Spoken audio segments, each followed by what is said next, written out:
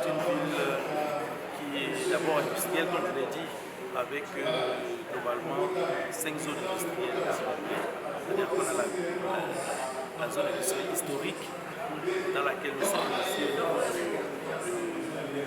cette zone à l'UQAM, ex-UQAM Socatral, qui est la zone industrielle historique avec plus de 70 ans, avec avant les indépendances péchinières et aujourd'hui l'UQAM Socatral qui est devenu à l'UQAM. Nous avons une deuxième zone industrielle qui historiquement était la zone de l'ex-UQAM, du côté des DA2, qui a été démantelée dans la vocation de faire cette zone une zone agro-agropolitique dans la volonté de l'État.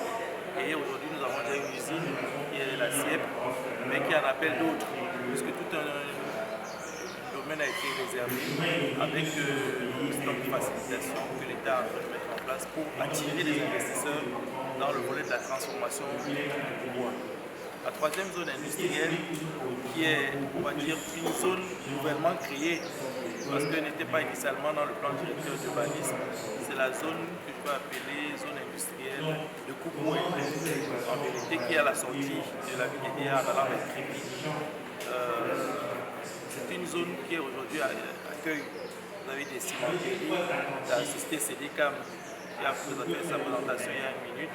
Donc un certain nombre de nouveaux industriels qui sont en train de s'installer dans la ville d'Édéa et qui se sont implantés du côté de la zone de Kouboué. Nous avons une quatrième zone industrielle qui est beaucoup plus, on va dire, qui est la zone de transformation agricole, on peut le dire ainsi, c'est l'ancienne zone ferme suisse, en sortant d'Édéa en allant vers Crime, juste avant le pont d'Union, avec la PHP, avec Socapal.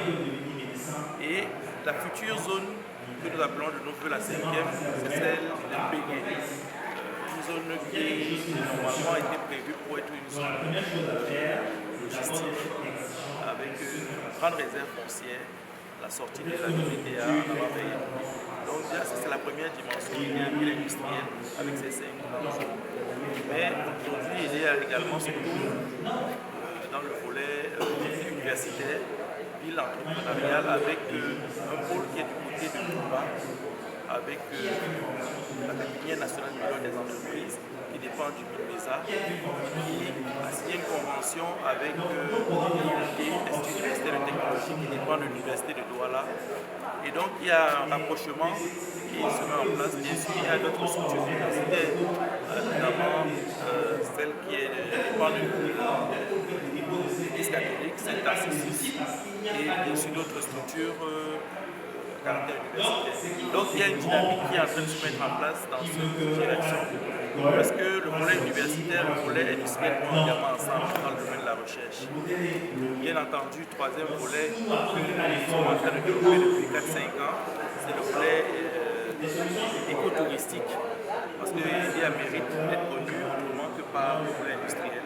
Bien entendu, il y a le fleuve Sanaga, il y a le patrimoine historique, il y a le volet naturel, d'autres richesses qui seraient longs à décliner ici, mais tout le corridor aidé à lui seul déjà représente un fort potentiel de caractère touristique. Voilà, grosso modo, il y a aussi d'autres aspects, il y a cette ville commerciale, marchande, et de façon résumée, voilà 3 grands axes qui constituent un fort potentiel.